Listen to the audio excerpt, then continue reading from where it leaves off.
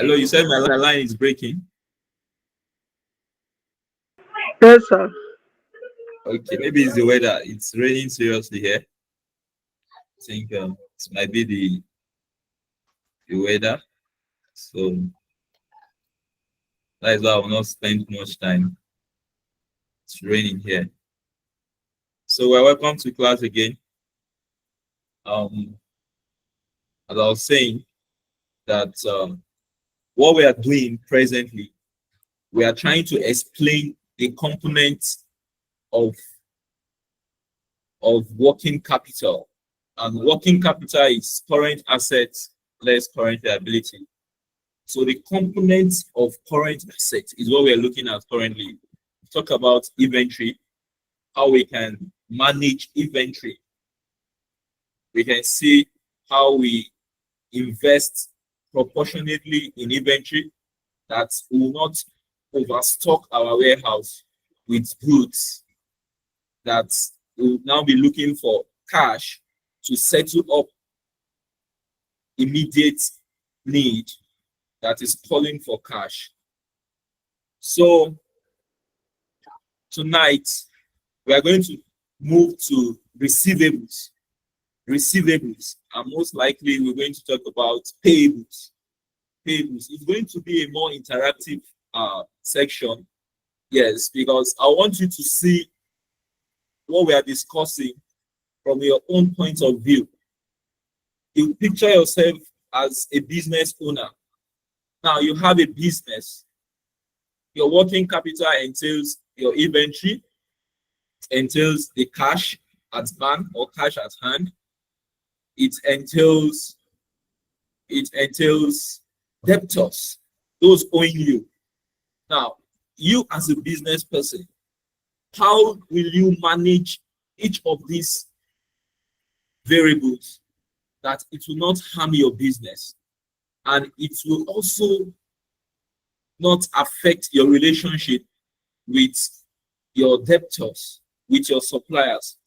How will you be able to strike a balance between having cash flow and making profits in your business? So that is the concept of this working capital management. That is what, in simple time, we are trying to analyze.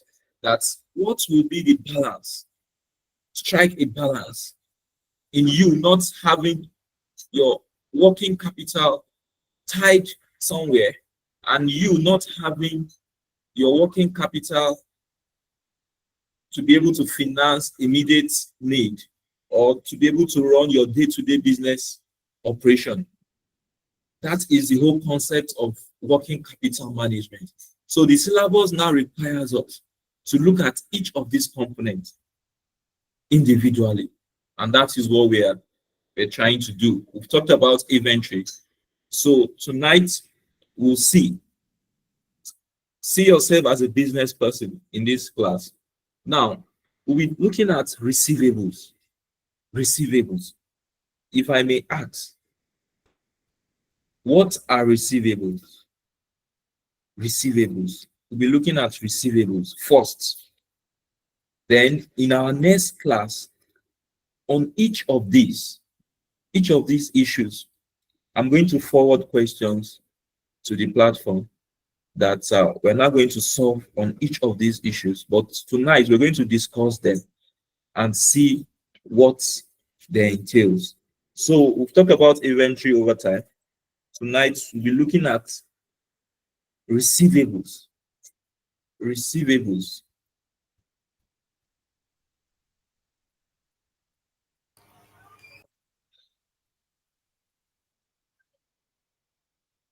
We're looking at receivables. So I just asked a question now that what are receivables? Let me put it in that way. When we talk about receivables, what do we refer to? Receivables. Can I say something? Yes, yes. Okay. Receivables are the amounts of goods we sold to our customers on credit that we're expecting them to pay maybe in future time. Okay, yes. Yes, that is receivables.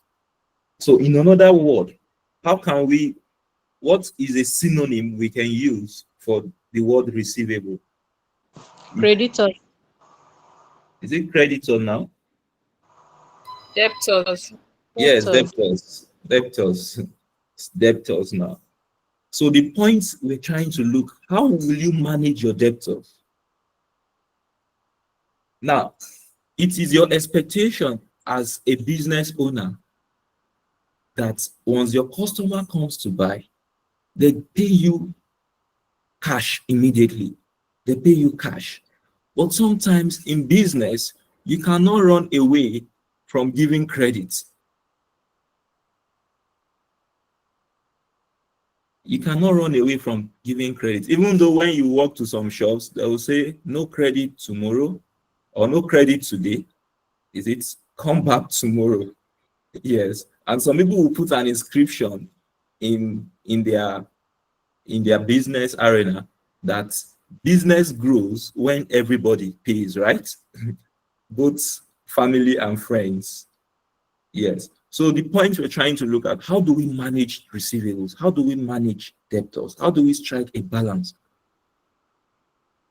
So ideally, a company would like to receive cash at the point of sale.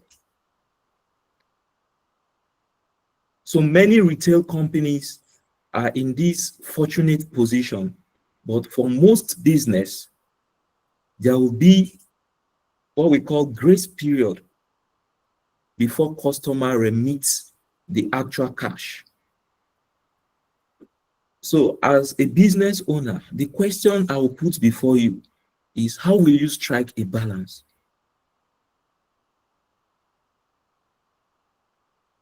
So the point is this. It is now left to you to come up with a policy in your business.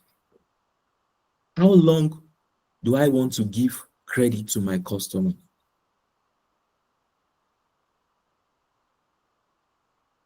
Because the longer you give credit to your customer, the longer the period, the likelihood of you having bad debt is high. Yes. The more, the lengthy the period, yes, the more likelihood of bad debt. And there will be some cost you will incur to finance this debt. The cost of you calling them, the cost of you mailing them, the cost of you writing letter of reminder. And in some situation, it can result into litigation, whereby the customer is now pretending as if he's not owing you any dime. In that situation, it can result into court issues, and when it involves court issues, you pay these legal practitioners for them to help you follow up using the backing of the law to help you recoup your money. So the policy as a business owner is, you have to put a policy down that what will be my credit period? What will be my credit period? How long do I want to give credit to customers? Is it 1 month? Is it 1 week? Is it 2 weeks? Another determinant of this will be the industry you operate. The sector you operate is a determinant of this. The sector in which you operate is a determinant of the policy you are to set. And also, in what way do you want to control your credit? The procedures for controlling credit to individual customers. You must also look at the amount of extra capital required to finance the extension of your credit, because there might be an increase in debtors, stocks, and creditors, and the net increase in working capital must be financed. So the factors to consider when formulating credit control policy, you must look at the administrative costs of debt collection. As I've mentioned, you calling them, you writing reminder letters to them, you telling them, following them up, even going on a visit to them. All these are administrative costs, which we have to look at before we set up a policy on how to manage our debt. Now, this debt collection policy, the overall debt collection policy of a company should be such that the benefits outweigh the costs. There's what we call cost benefit analysis. Anytime you are engaging in anything as a business person and the costs outweigh the benefit, we drop. So the benefits must always supersede the cost. So the overall debt collection policy of a company should be set up in that the benefits will outweigh the cost. So some extra expenses on debt collection procedure might be the reduction of bad debt losses. How do you reduce bad debt? Because once you give goods on credit, there will be instances of bad debt. You cannot run away from that as a business person. Yes, there will be instances of bad debt. Because some people you gave goods on credit to, certain things might happen to them. And there are some certain natural issues that will happen to certain fellows that you will not be able to follow them up to recoup back your money. So one way to strike a balance is to reduce the average collection period. I believe we know how to compute the collection period, the debtors collection period. We've talked about that. Is to reduce the average collection period. Now, in some questions I'll be putting forth, sometimes you see a question that will tell you that the business is giving a discount to discourage customers from getting goods on credit. Now, if I'm giving a discount now, that by the time you pay me in the next 1 week, I'll give you, let's say, 20% discount. And by the time you are paying me in the next 5 months, you have to pay higher in a particular proportion. You want, by all means, to pay me immediately because I'm giving you a cash benefit, a discount. I'm giving you a discount. So as a business person, you must look for a way to see how to make your customer pay immediately, even if they are to get credit or to pay at a later date. The period of collection of payment should not be that long that will, in the long run, result into bad debt. Let me speak to my slide. I put in my slide that effective management of accounts receivable involves techniques such as setting clear credit policies, conducting credit checks, invoicing promptly, and offering early payment discounts. So regular follow-ups, aging analysis, and automated reminders help track overdue accounts. Enforcing collection procedures and using factoring or invoice discounting also improve cash flow while minimizing the risk of bad debts.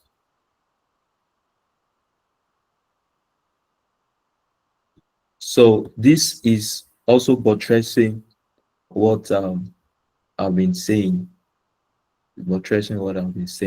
So to talk about account receivable management techniques, I've said that the credit policy have to be set as a person, as a business. Set clear rules on who qualifies for credit. Now, how do you know who qualifies for credit? I want to throw it open. Let's discuss now. How do you know who is credit worthy?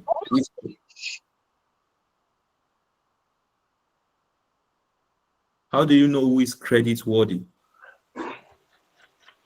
Someone who is sincere now, someone who is sincere that pays when he promises to pay.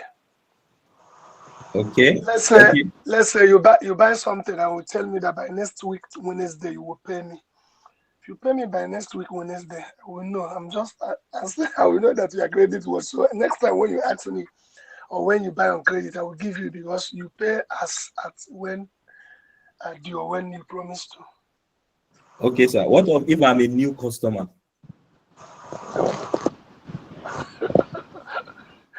I don't know that one.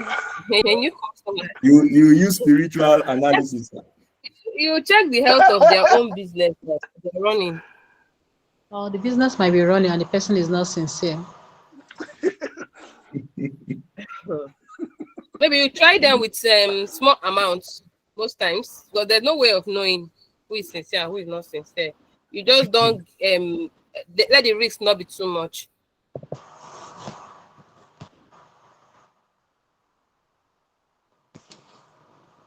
You cannot start selling on credit to a new customer. You have to do business with that person maybe for Very good. sometimes before you now start selling on credit to that person. Yes. So Mr. Tapa will sell to a new customer credit.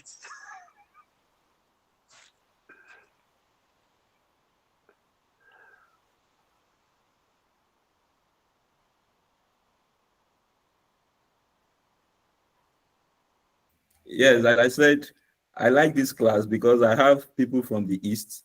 You understand the concept of business more, right? Very, very, very.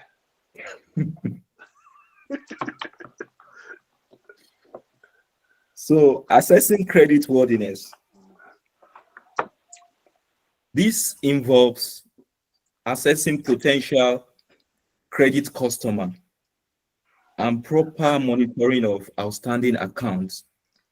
So for you to assess if I'm credit worthy, one thing you can ask me to do, if I'm a new customer, is to give you references. And what do I mean by references? For example, you can ask me to get a reference from my bank, isn't it?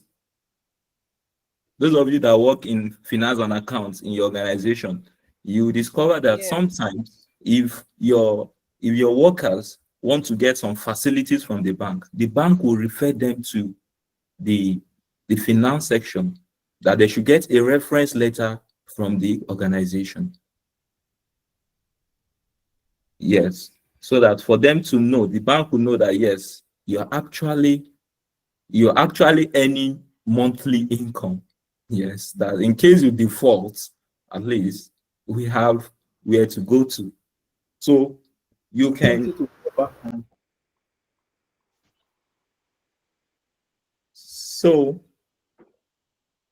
actually request for a reference document. Yes. And also there are some big organizations.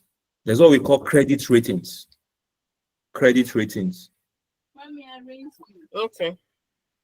There's what we call credit ratings. Ask Auntie to give it.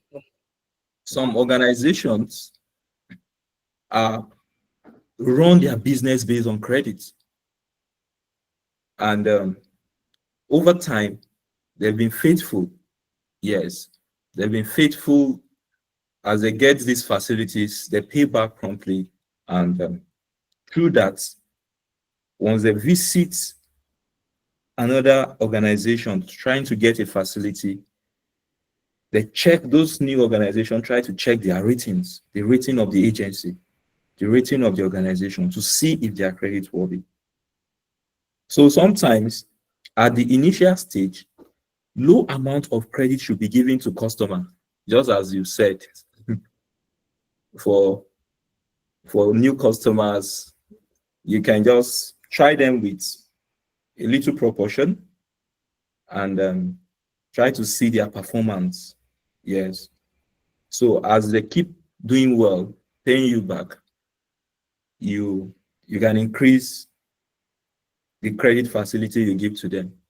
But I discover if you try that in our country, sometimes the person can be very good over time, and a day will come, the person will just run with Japa.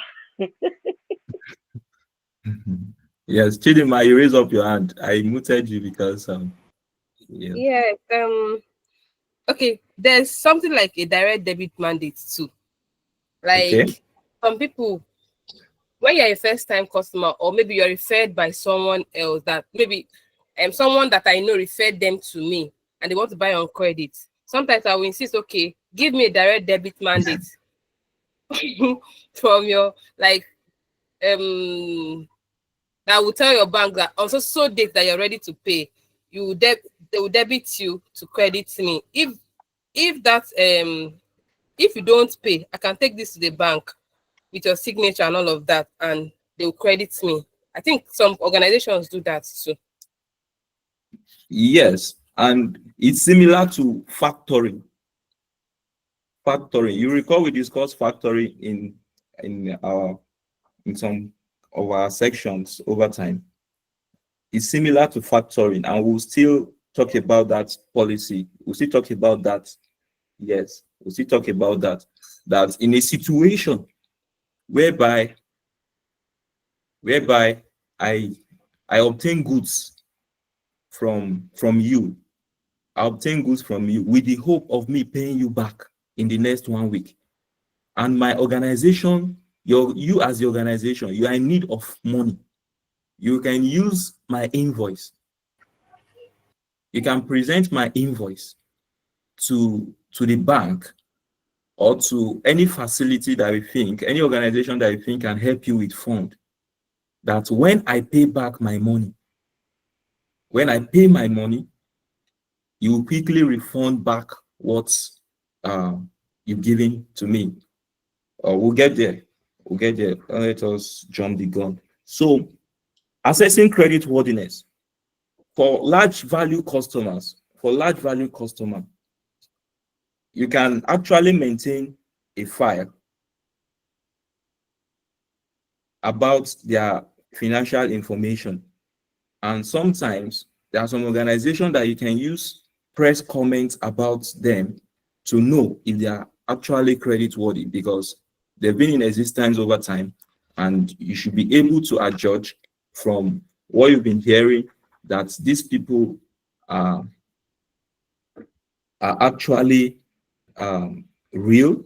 They've been in existence over time, and they should be trustworthy. So for a prospective major customer, the company may send a member of staff to visit. I know banks do that sometimes, right? So you Yes, like can a send, background check. yes, you do a background check. So you can send a member of your staff to visit the company concerned to get first-hand information. To know, because some companies are not existing, they only exist in paper. They exist in letterheads, but they don't exist in the physical. So by the time you don't do physical check, you don't do check, and you decide to give them your money, you might not, might be playing a wrong card. So all these are things you must sit down to look at as a business before you give your goods to customers on credit. You must be able to assess, is this customer credit worthy? So also, when you have existing customers over time, you must be able to do periodic check of their financial analysis to know, because I might be financially buoyant today. In the next 8 months, my financial health as an organization might have changed. So by the time you are still using my past record to judge me that I'm actually doing good as a business, you might be getting it wrong. So there should be regular check. There should be regular check of each list of debtors. So you review the financial information of your customers at regular intervals, especially those that want you to give them goods on credit, to see if they are actually still living up to expectation. So all these are things we have to look at, because a case study question can be put forth to us and you will be asked to analyze and give an advice to company X if they are to keep on giving goods on credit to so customer using certain measures, credit worthy parameters. Advice. So you must know what this entails. So the objective of account receivable management, the main goal of managing account receivable is to find the right balance between increasing sales and profits by offering credit to customers, controlling the cost involved in giving the credit, giving that credit like delayed payment or bad debt. So the main essence of this is that, yes, you are giving credit to increase your profits. Yes, because you don't want those customers. You have competitors. If you don't sell on credits, they move elsewhere.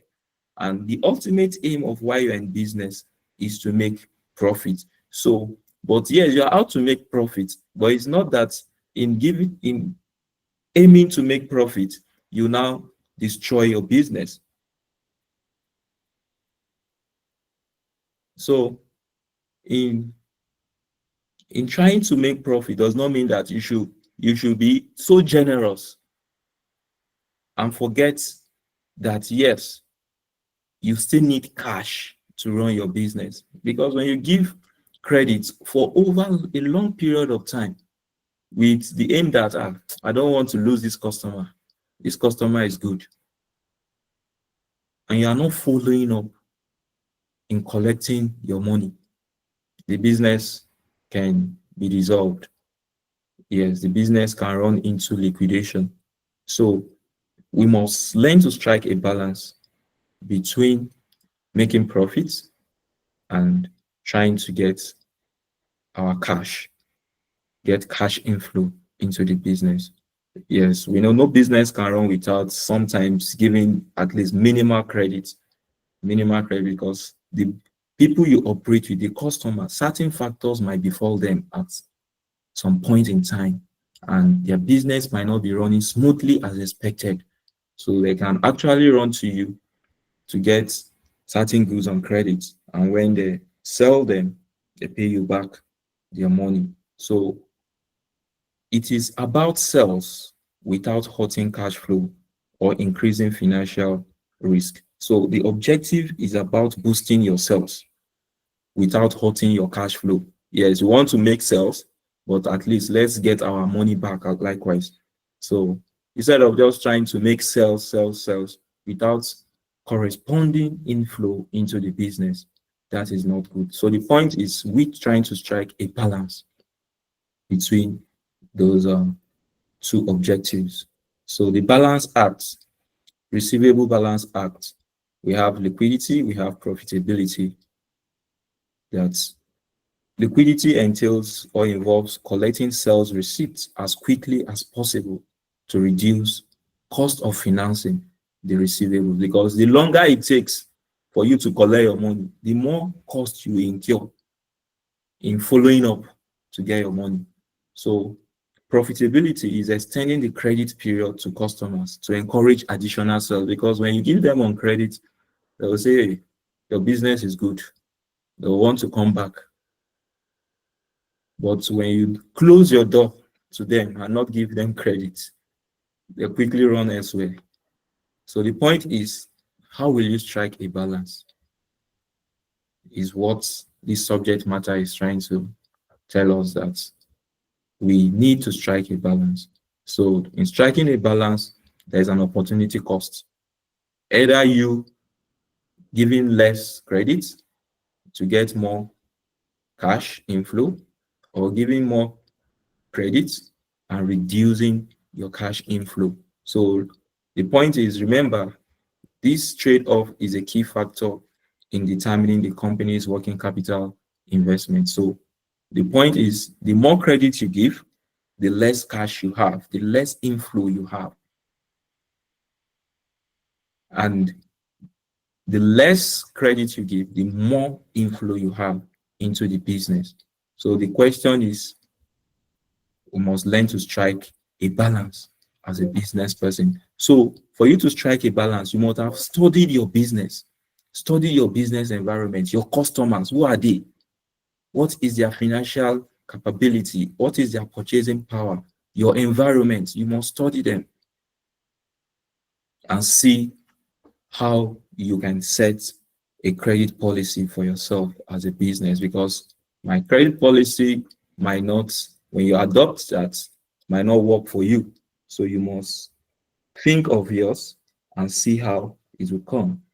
You can strike a balance. So that is why you're a financial manager. And that is why ICANN is bringing this, that instead of you running to SFN and go and crash it, let's bring it here. Let's look at it. And when you get to SFN, some of these things will no longer be an issue. So, account receivable, establishing credit policy, we've talked about this, that management needs to set a clear credit policy for how and when customers can buy on credit. And these policies should consider how much customers want the product. That is the importance of your product. How is your product? Is your product a necessity to the masses? So it's a function of the kind of policy you have to set. So let me ask now, if your product is a necessity to you, what kind of credit policy will you set? Can we speak to this? Sir, a short-term policy. Okay, short-term credit policy. Why? Yes, reasons. So that I might not run out of stock. If I have so much debt outside, I might not be able to produce more for other people who need it. Okay, because it's a necessity, and because it's a necessity, you have more patronage, and you need to keep meeting the needs of your customers. So I said that this credit policy is you setting clear rules on who qualifies for credit and how much. So the point is this: the stricter the policies, it's your ability to reduce the risks that may limit sales. The more tight the policy is, it means people that are not willing to give you cash immediately, you send them packing. And in that way, if you are the only person, you have the power, you are the king at that point where you don't have competitors. So at that point, you can set strict policies. Yes. So what credit terms competitors are offering? So the policy will also consider the credit times, your competitors. What is their own perspective about credit policy? What approach are they using? Yes. Are they open, friendly, giving people credit for over period, long period, and using that to attract more customers to themselves? So you must understand your business environment to be able to come up with a policy that will be more favorable to you and that will not harm your business. The risks that some customers may not pay. So these are some of the things that you have to consider. What is the purchasing power of your customer? Yes, the purchasing power of your customer. All this you have to consider before you set up a credit policy. If you are working in an environment where the people are salary earners and you are telling them that there is no credit, can you just imagine what will happen? You understand? Some people are fond of carrying their wares to various offices to sell. And when you carry your wares to such offices and you want immediate payment, do you think that will be achievable? Those that earn salaries, they work based on budget, isn't it? It's those that do businesses that can decide to lavish their money because they earn daily income. So the cost of borrowing money to cover unpaid invoices. Sometimes when you have your money outside, as I've said, you incur certain costs to get those unpaid invoices back. So sometimes you might need to travel and visit, follow up, all these things. You have to look at all these parameters for you to come up with a favorable policy that will strike a balance between cash flow and profitability. So the cost of managing and monitoring credit accounts, all this, you keep your ledger, you monitor the ledger, when this person promised to pay, all those costs will have to be looked into. And this results into the debt collection procedures. Debt collection procedures. Yes, there are three procedures for collecting debt, or three areas that we have to consider when we're trying to talk about debt collection procedures. There is this paperwork you have to do. Yes, there are paperworks that you have to do. There is the debt collection, there is the credit control. Now, for you to collect debt,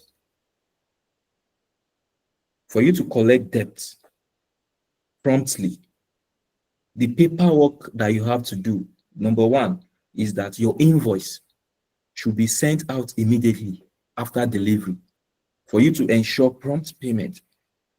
Invoice, that is the goods you're sending out. Evidence showing the breakdown of the costs, the various items that have been distributed. You should give to the delivery person so that your customer will see, so that your customer can see and immediately be prompt to make payment.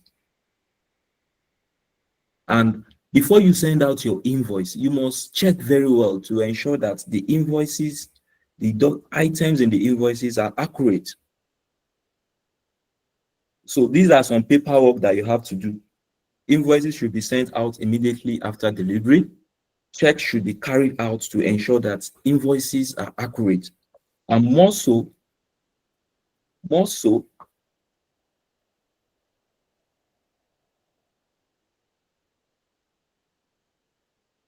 okay.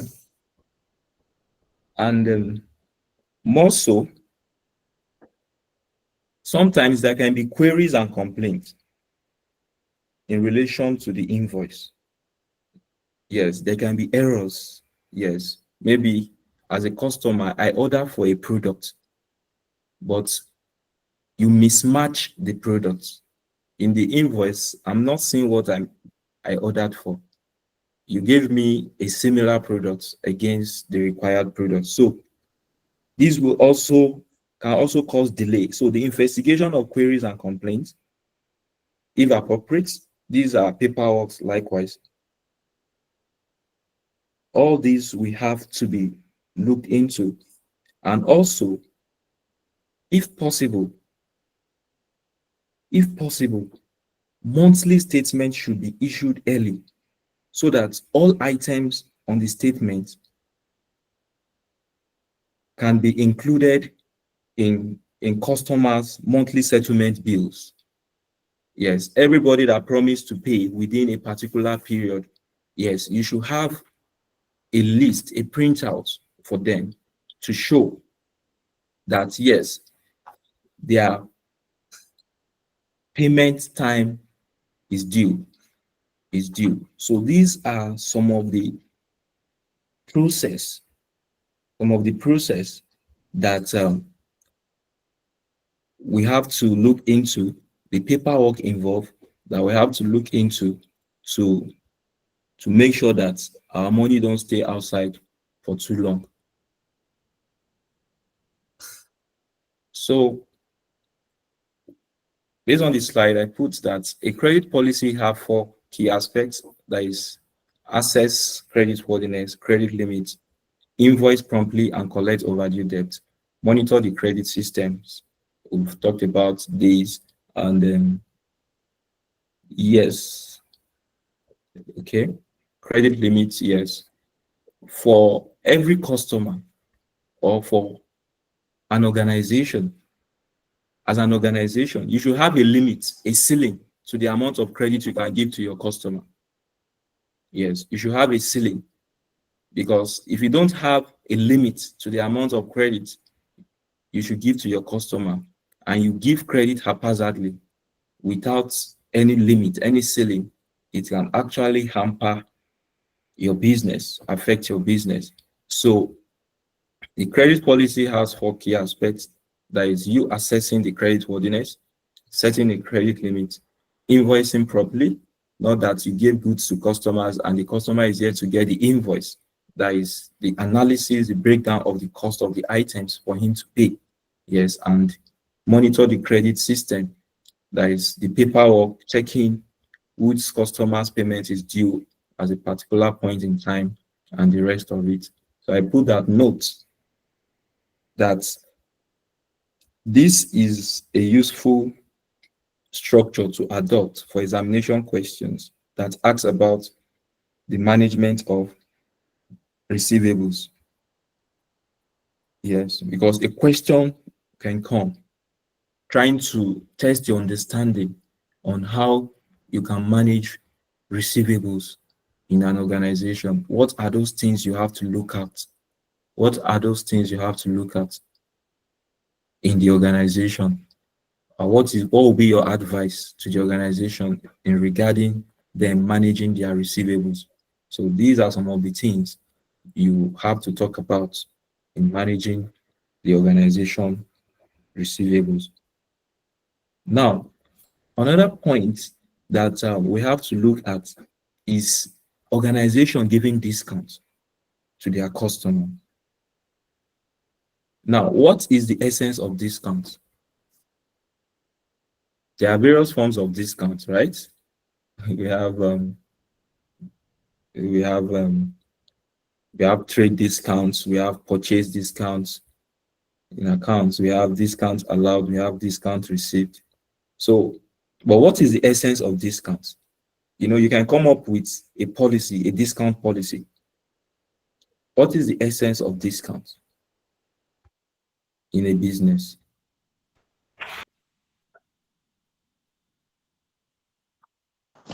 It's to fasten payments of Payment. Yes, to fast track payments. Now, we are qualified, our ICANN Also to instance, increase sales. yes, to increase sales. To Yeah, promote huge amounts of sales. yes, to promote huge amounts of sales, yes. Sometimes it's To to clear encourage on customers. old stocks. Okay, yes. Chidima, can you come up with that point again? What is that point you raised? I said sometimes you give discounts to clear old stocks. Okay, yes. Give discounts to clear old stocks or to clear near expiry products. That is why when they will start saying buy one, get two. Auction sales. Yeah. Yes. They will start saying when you buy one, you get two, you buy this, you get that. So as an organization, you can come up with discount policy. Now, introducing discounts is for early payment of debt. Because when you introduce discounts, it will affect the average credit period. The credit period will be shortened. Now, if you are giving me a discount of paying, if I should pay within 2 weeks or 2 days, I'll get a discount of 20%. But if I should pay within 30 days, I'll get a lesser discount of, let's say, 1%. So I'll be encouraged to quickly make payments. So this is also a way we can manage our receivables. So introducing the discount for early payment of debt will also affect the volume of demand. It can affect the volume of demand. Yes, because when you have discounts given, it can increase the demand for your product. So, but in doing all this, we must compare the benefits or savings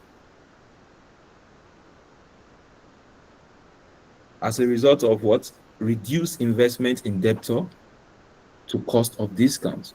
Because when you give discounts, you have less debtors. Yes, you have less debtors because people should be encouraged to pay with the discount policy. You have less debtors.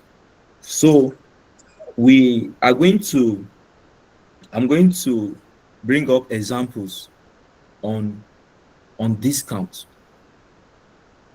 comparing discounts. When you have discounts, how can we solve questions that involve discounts as a way of managing trade receivables? As a way of managing trade receivables. And also, we'll be looking at question on factoring. On factoring. But we must note something, that different levels of credit policy will result into different level of bad debt. Yes. If you are trying to go with a policy, expect a new dimension of bad debt. Yes. Expect new dimensions of bad debt. That is one thing we must know. Yes. So discount policy, I'm going to set forward questions on that to the platform. You don't need to solve because I've not treated any example. It's just for you to read so that I will have it at the back of my mind that I need to solve a question. So I will forward a question on discount policy. Yes. And I'll also forward a question on factoring, even though we'll still talk about that now. Factoring. Yes. There are questions we need to solve, calculative questions we need to solve on each of these. Yes, so I'll look at my schedule, though the class is filled up for this week, but it would be my joy if we can create a time, even as outside the normal our meeting days, to quickly meet up with some of these things. Yes. So factoring, we talked about factoring in our class last week. So who can tell us something about factoring? At least you should have um, do more studies on factoring. Factoring, I'll be saying something about it. Yes, but I want to hear from us. We had a live a very good experience from those that do that in their office. They share their experience with us. So can somebody talk on factoring? Factoring as a way of as a credit policy. Yes, factoring.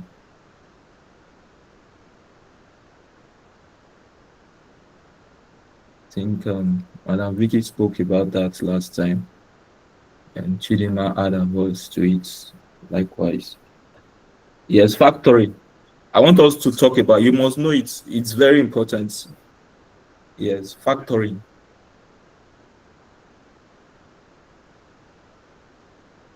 Factoring. Any attempts? Or this is your first time of hearing it? The word factoring. It is a factory, it's just like shifting risks to a third party. Okay, shifting risks to a third party. Who is the third party? The third part are like agents. Insurance. Yes, Clementina, you want to say something? Yeah, I see the third parties are like agents. That's the main thing they do. They just kind of get there. Now they'll now find a way to pay you or collect the money, then you pay them interest. Okay, can I Oh, That say something, sir? yes. I don't know Okay, you. factoring, if I can remember, it's they are like agencies that buy that take over the receivables from they're like agency that help the company to recover their receivables. Yes. So yes, they are called factor. Yes. So factoring, I think let me just put down something on that. Factoring. Let me write something.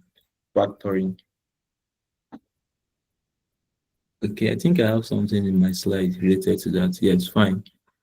Yes, fine. But I will not. I might not be speaking directly to my slide. I'll just do a clear explanation. So talking about factoring, yes, what they've said, they are very correct. A factor, let me define a factor. A factor is defined as a doer. I think let me write it. Let me write that. Is factoring. I want to define a factor now. A factor, let me say, is defined as, we have this, let me say, a doer or transactor. Yes, transactor of a business, for another, for another. So a factor is defined as a doer or a transactor of a business for another. That is, just as we said, they are agents that helps in financing a business. So what factoring organizations specialize in doing is that they specialize in trade debt and manage the debt owed to a client. They manage the debt owed to a client. That is, who is that client now? A business customer. Yes. So they manage the debt owed to a client on the client's behalf. So we can say that factoring is an arrangement to have debt collected by a factor company. So which in most times advances a proportion of the money,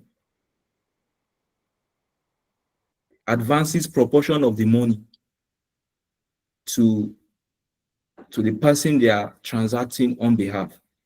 So what sometimes, if company A needs money and there is a factor acting on their behalf, the factor can loan the business the money, that when the customer pays back,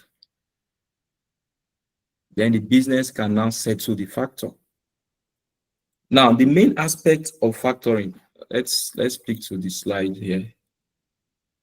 Let's speak to the slide. Factoring is when a company hands over the job of managing and collecting its customers' payment to a third party known as factor, usually linked to a bank. So in this arrangement, the company sells its outstanding invoices to the factor, who then collect the money from the customer. So in return, the company pays a fee for the service. So factoring helps improve cash flow and reduce burden of chasing payments. So the company can choose one or more of the following services offered by the factor: either debt collection and administration, either financing, either credit, insurance. So factoring entails administration of client invoicing. It can entail sales accounting. It can entail debt collection. It can also entail credit protection for the client's debt. Credit protection. That is a scenario where the factors takes over the risk of loss from a bad debt. So it's a way of ensuring, that is credit insurance, as you can see on the screen. So the clients, the factor insures the client against bad debt. And sometimes this service can be referred to as what? Debt underwriting. Debt underwriting. Debt underwriting. Can somebody speak to that? Debt underwriting. Based on your experience at work. Debt underwriting. You have experience of underwriting debts.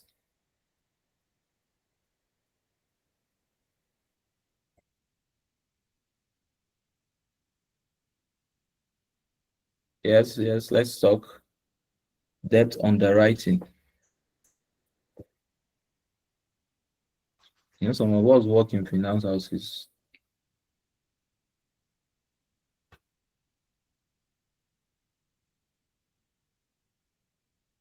Okay. All right. So the debt underwriting can otherwise be referred to as what? Purchase of client's debt. Purchasing of client's debt. Which means that if the client's debtors do not pay what they owe, the factor will not ask for his money back from the client. That is underwriting. Underwriting of the debt. Underwriting of the debt. So it is the process by which an underwriter, which most times can usually be a bank or a financial institution, guarantees the sale of a debt instrument. Yes. So they ensures that the issuing company raise the required fund, even if investors do not fully subscribe. Now, based on this discussion, what do you think can be the advantages of factoring? What do you think can be the advantages of factoring?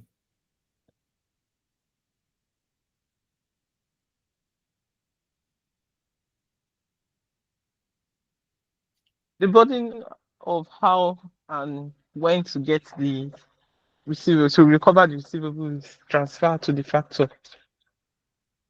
Okay. Yes, very fine. Yes. Anybody else? It will reduce the number of people owing the company, that is the creditors. Okay. Yes, very fine. It will give the organization time to face other activities rather than pursuing debt. Yes. Yes. So I these think are there is one I'm looking at that he's saying recourse factoring and non-recourse. For that non-recourse factoring, the factor will take the loss if the receivables, the customer did not fail to pay. I think that would be one of the advantage to the company. okay. Yes. Yes. It's I didn't talk about it. The company still takes the loss if the customer doesn't pay. Yes.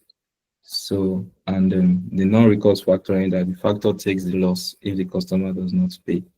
Yes. So the advantages, all we've said are very correct. The advantages of factoring, we can also say that the business can pay its suppliers promptly. That is by taking advantage of early payments discounts that are available. And sometimes growth can be financed through sales rather than by injecting fresh external capital. Instead of you borrowing, trying to get money from outsiders, with factoring, with the factor activities, you have more growth in terms of sales. Your money can come back quickly, then you can grow your business. You can expand your business. You can penetrate the market more by diversifying into different aspects of products. So also, the factoring can also help the business with money. Yes, they can help the business with certain funds because they know that, yes, there is a guarantee somewhere that their customers will pay and they are in charge following up on behalf of the business to recoup back their money. So the business can get finance, which can result in high volume of sales, And also, there is one thing with factoring, though you said that quality management, quality management time will be spent on other productive activities rather than trying to pursue debtors, So these are advantages, and there are certain disadvantages associated with factoring. The fact that it is good, it has its demerit. Because when you are using a third party to pursue your debtor will not be happy. Because the is thinking that it's a confidential issue between me and you. But now you involve a third party to pursue me because I'm owing you. You understand? So and it can make you lose closeness with your debtor because you are not the one now handling the issue of collecting debt. So it can make you lose closeness with your debtors. And now, since the debtor is not paying directly to you, but paying directly to the factor, this may present a negative picture about the company. Yes, because it can portray a negative image about the company, that why is somebody else trying to collect fund on behalf of the organization. So this can be some disadvantages of factoring because you are relying on factor to help you manage your debt, and sometimes the factor might not know your relationship with some of these your customers, and they can be too official even in their written words or letter to your customers, and that can hamper your business relationship with your customers. So factoring, let's understand it, that is engaging a third party to help follow up debts, to help follow up debts.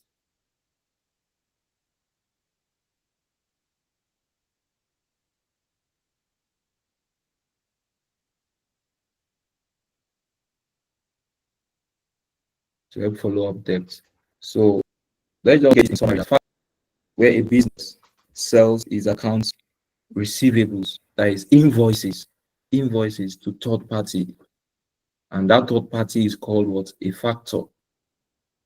A factor in exchange, sometimes in exchange for cash from the factor.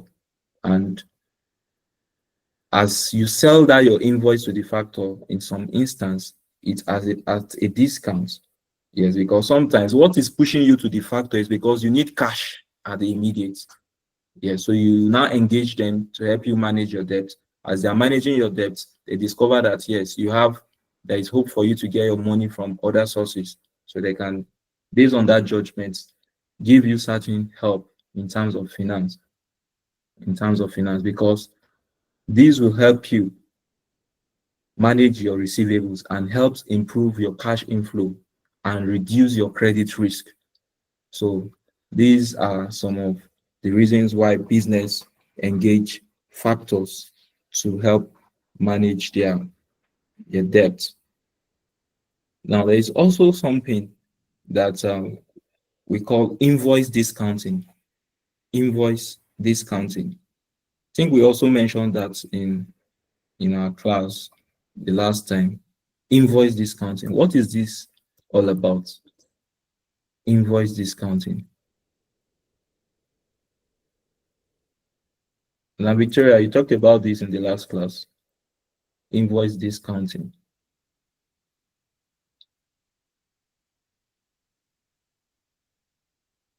It's similar to factoring.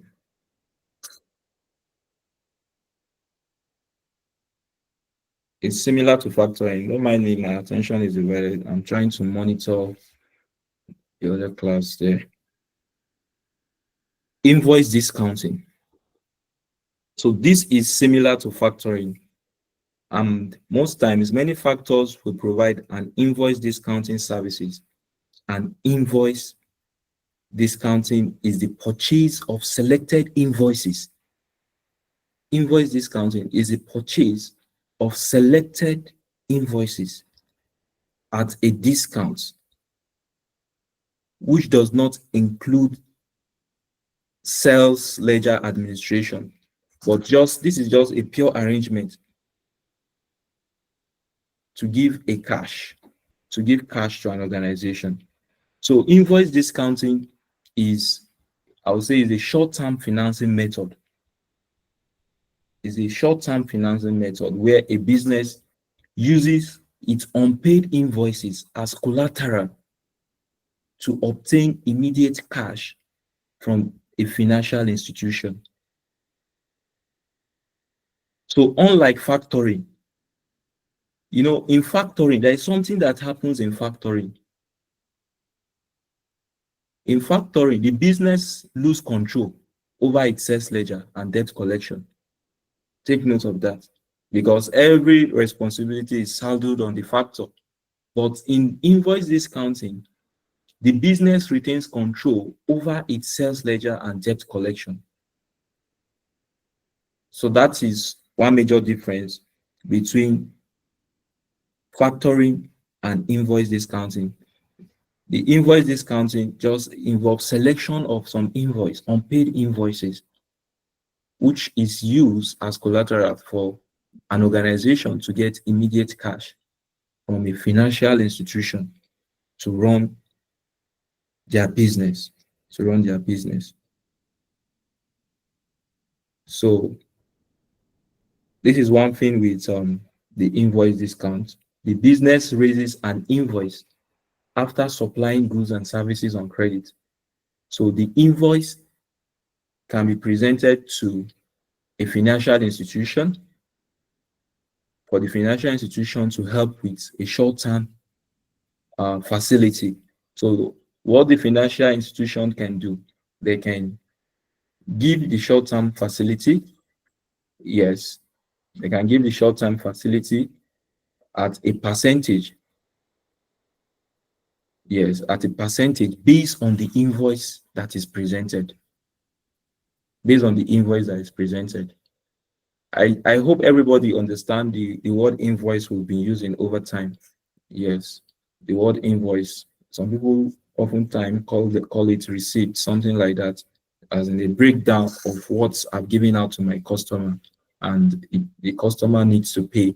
Yes, it's an invoice that accompanies the dispatch of goods to be delivered to a customer. That is an invoice. So it shows evidence of money that I'm expecting from my customers. So we can have a case of invoice discounting, likewise, as a way of managing our receivables in an organization. So on each of these, I will forward questions. Let me start off with. Yes, ma'am. I have a question because I'm just thinking about this invoice discounting as to how we can use it to manage our receivables. Because looking at this, it's just using the invoice we have issued to those customer to secure finance. Yes. In what way can that help us to recover that value on that invoice? Yes, the financial house too will follow up, will help in following up with those debtors to see how they finance or they facilitate the recovery of those debts. Yes, that is how it will help in managing our trade receivables. So it's not just that they are giving us their finance and we are using it. Now there's also a responsibility on them to follow up with those invoices to see that they facilitate the prompt payment from our customers. Yes. So what we are saying is that the invoice discounting, that as we said, that the business does not leave the whole thing to the financial house now to follow the collection of debt, but the financial house also have an impact to play. Now, the financial house is pursuing the debtors. You likewise, you are following up with your debtors to see that there is payment of those debts. So with these two approach, the debt collection period will reduce. Okay, I think you went offline, right? The debt collection period will reduce. My network was. Yes. So the debt collection period will reduce because the finance house has a little impact. You as a business, you have a little impact to follow up with your customers that are still yet to pay for your goods. So with this, it shortens the debt collection period. It shortens the debt collection period, which will impact on the receivables. Will have great impact on the receivables. So the shorter the receivable collection period, the better it is for the business. So when the invoices are discounted, it will make the business to have quick liquidity. Yes, quick liquidity to finance other form of business, or to keep running their business day in, day out. Hence, also following up with their debtors. So instead of waiting for us to get our money from our debtors, we have a succor, we have a place to run to at the immediate, and it helps our business to keep having liquidity. So the function of running after the debtors, there is a little impact on the finance house, but the bulk of it is on you, the business, unlike in the case of factoring. So this invoice discount is very important because it helps businesses, organizations in terms of enhancing their liquidity. So it helps business to convert those invoices into immediate cash, and hence your receivables will not have a long length of time, as at when you are not engaging the activity or the action of invoice discount and the action of a factor. So that is the impact on trade receivables, on trade receivables. I don't know if that is fine. Yes, it's fine, sir. Thank you. Now let's look at the opposite, payables. Payables. payables.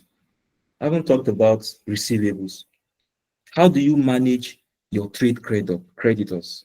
Yes, let me put it that way.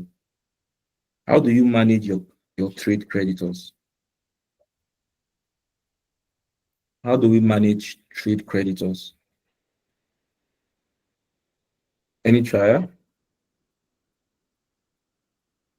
Your trade creditors. How do you manage it?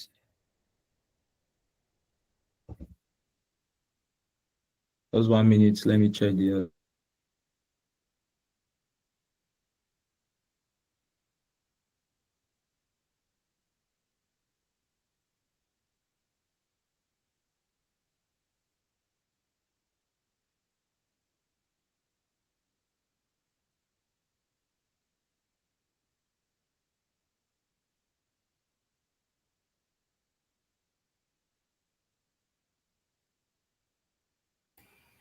All right. So back to my question. How do we manage trade creditors?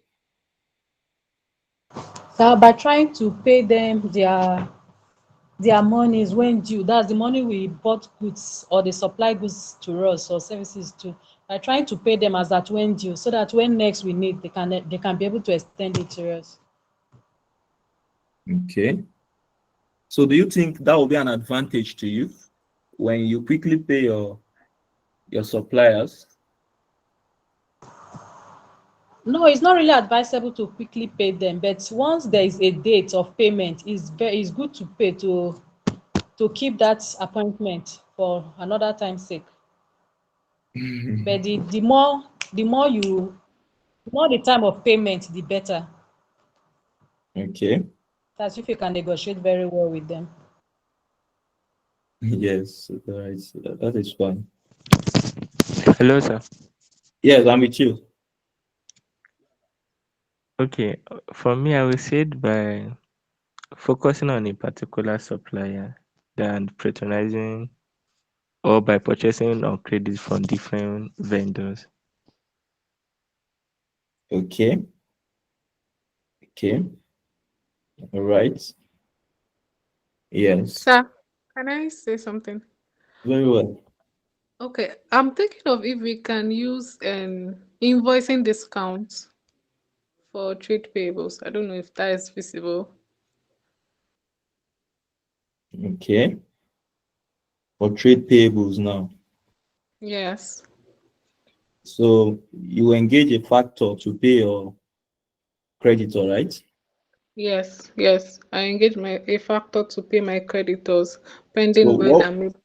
so what will the factor rely upon? What would I should have a collateral okay. for my receivables that are coming in. Then the factor will now pay your supplier on your behalf, right? Yes, sir. Okay, it's fine. All right. Okay, sir. I Yes. wanted to add that you make a list of all your suppliers Okay. so that you can make better decision as to which of them to use that has either prompt delivery of the items and then with quality and good customer service in dealing with them. And then I wanted to say that I can't remember. Okay. Trying to remember the okay, and then to I think to discourage monopoly among the customers. I'm trying to get the words to put the words together among the suppliers. Okay. All right. Thank you very much for this contribution. So the management of trade creditors, this can otherwise be termed as trade payables or account payables. Accounts payables. Accounts payable. Now, one of the easiest way to obtain short-term finance is through these means, because you can start a business even when you don't have money, right? You can start a business even when you don't have fund. by quickly locating a supplier that will give you goods, and you can quickly set up and pay back when after selling. So trade creditors occur where goods are purchased on credit from suppliers. So the trade credit is one way in which a company can obtain short-term finance. Can obtain short-term finance. Just 1 minute.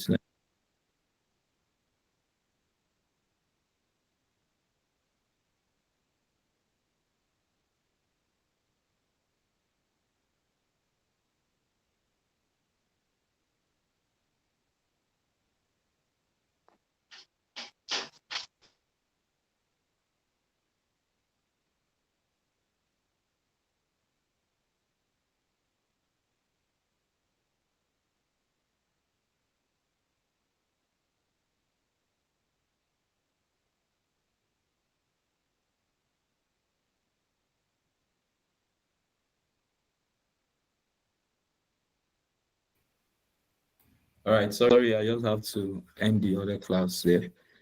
Yes. So we're talking about trade creditors. I said it occurs where goods are purchased on credit from suppliers. That is, thus, trade credit is one way in which a company can obtain short-term finance, and taking credit from a supplier is a normal feature of a business, and it has the advantage of reducing companies' investment in working capital. So it is a major source of finance for small and fast-growing companies. Yes, if you are just starting, sometimes you might need to leverage on some of these forms of facilities, on some of these forms of establishing yourself by getting goods on credit and see how you sell them quickly in order to be able to get your own cash and be able to stand on your own. So it is also a cheap source of finance, since suppliers rarely charge interest, because interest is not charged. Once you have you are credit worthy, a supplier can give you goods and you sell and pay back the costs. Then you keep the profits to yourself. So it's a cheap source of finance to run a business, a business. So there is one thing with these accounts payable. The fact that you are enjoying this facility, when you delay the payments to suppliers, there are certain problems a company and organization can face. And what are some of those problems? The supplier sometimes may refuse to supply in future. Yes, when you don't pay promptly, they can decide to cause stoppage in supply. And sometimes the supplier may only supply to you when you pay cash, on cash basis, because you failed, you defaulted over and over again. Yes. And sometimes there can be loss of reputation because you are not paying as at when due, and the supplier sometimes can increase the price in future. So trade credit is normally seen as a free source of finance. Yes, though it may be that the supplier offers a discount for early payment, and in some cases, in this case, delaying payment is no longer free, since the cost will be lost discounts where you fail to pay promptly, and the supplier sometimes can decide to change its policy towards you as an organization. So in this class, in our next class, we'll bring forth a question where we'll need to calculate the discount you forgone when you fail to meet up with the supplier's expectation.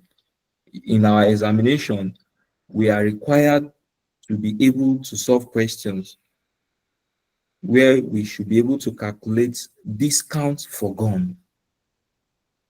Discount forgone.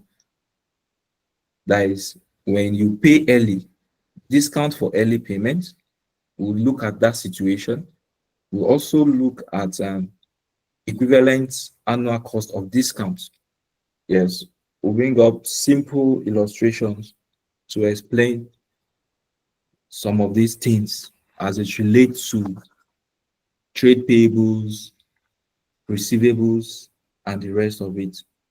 Now, talking about cash in a business, cash or bank balance in a business, the level of cash and bank balance indicates the financial health of a company. Yes, if you want to know if a company is doing well, what is their cash or bank balance? Yes, it's a sign of a healthy business. So the more cash which is on hand, the easier it will be for a company to meet its obligation when due, as well as taking advantage of discounts. Because when there is a discount, when you pay promptly for a good, because you have cash at hand, you quickly want to enjoy that. You quickly want to enjoy that benefit. So holding cash has its own costs. Holding cash has its own cost. That's what I was asking yesterday. What are the various motives of holding cash? Now, when you hold cash, let me ask, what opportunity are you losing? Are you forgoing? What is the sacrifice you are making when you hold cash? What is the sacrifice? What is the loss you are experiencing when you hold cash? Any response to And that? okay, You said, the value of money would is not there. Like what you're holding a cash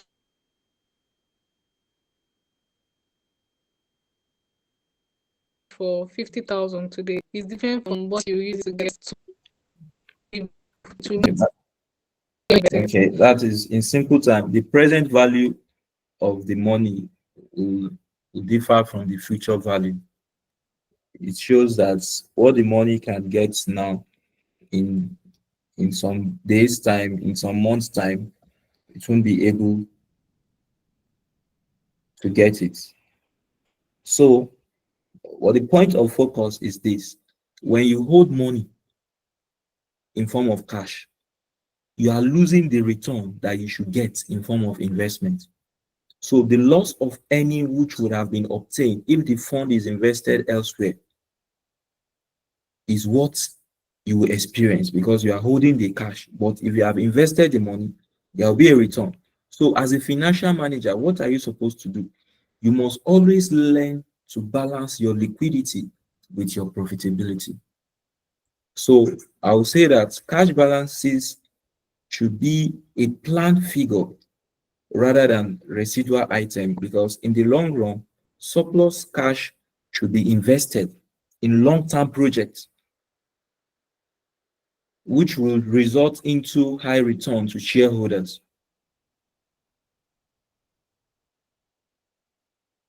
So the motives for holding cash. Yesterday we asked ourselves the motives for holding cash.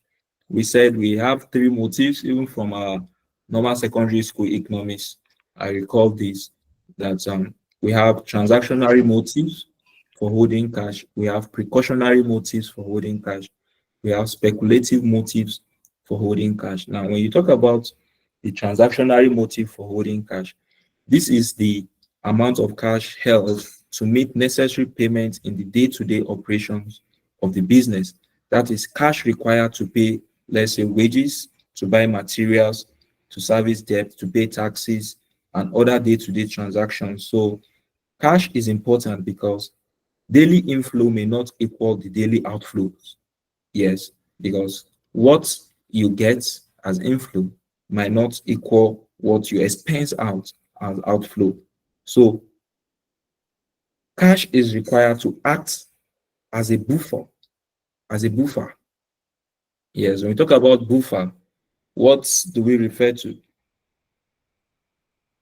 Buffer, is also a terminology in inventory management, buffer stock. Yes, when we talk about buffer, what do we refer to?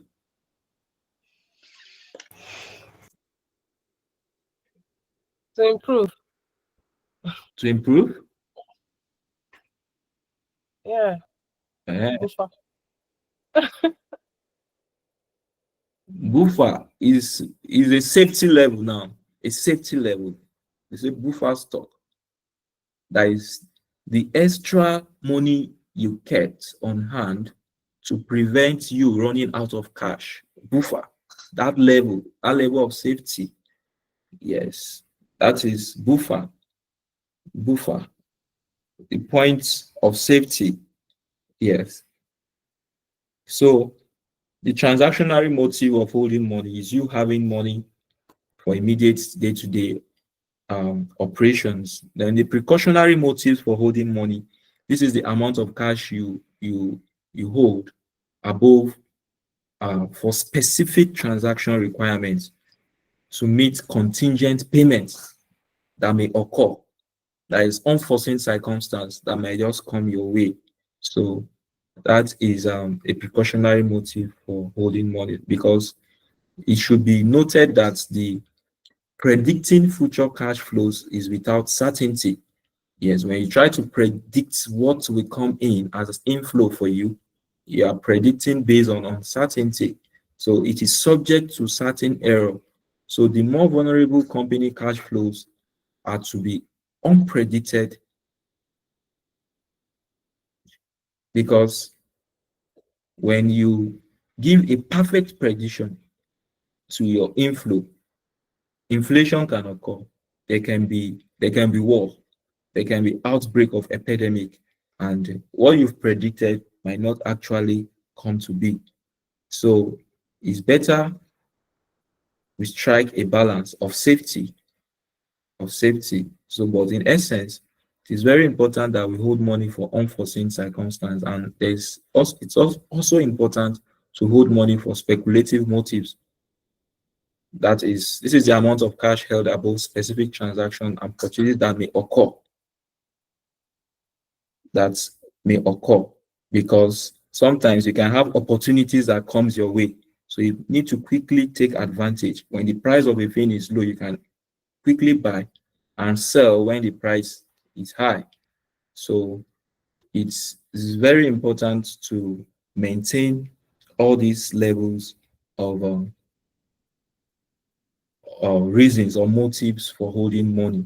Now, there are various approach in which you can manage your cash. There are various models. I'll give that as an assignment. Models you can use to manage your cash. Number one, we have the Bowells or the Baumers cash model. Hope everybody have the syllabus. I promise to forward to the platform. I will forward again. There is this, let me write it. There is this model, two models. You do your research on it. I have my write-up on it already, but I'm sensing as if sometimes we don't read further. So I want to push you to read further. We have Bowmel's cash model. Bowmel's cash model. This is in relation to economic order quantity. Yes, that formula of economic order quantity is coming to play here again. Bowmel's cash model. And this is an inventory approach to cash management. Is an inventory approach. Let me put it here. Is an inventory approach to cash management. To cash management. Then I think we have this other model, which is termed as what? As Miller-Orr. Yes, Miller-Orr model. This other model, Miller-Orr model, is what the syllabus want us to do. So it's not The syllabus want us to know this Miller-Orr model. Miller-Orr model. So this model has I will show you a diagram, a sawtooth, a sawtooth. This Miller-Orr model is an attempt to produce a more realistic approach to cash management because there is no attempt to manage cash balances. The cash balance will fluctuate upward and downward. That is Miller-Orr model. Cash balances will fluctuate upward and downward. So, but there's one thing, the Orr model imposes limits to this fluctuation. So if the cash balance reaches the upper limit, it will, I should explain this with a diagram, but I want you to do readings on it first, then we show the diagram. So the Miller-Orr model imposes limits. So if the cash balance reaches an upper limit, in the diagram, we will show it as point X. The company will buy sufficient security to return the cash balance to a normal level. That normal level is called the return point. The return point.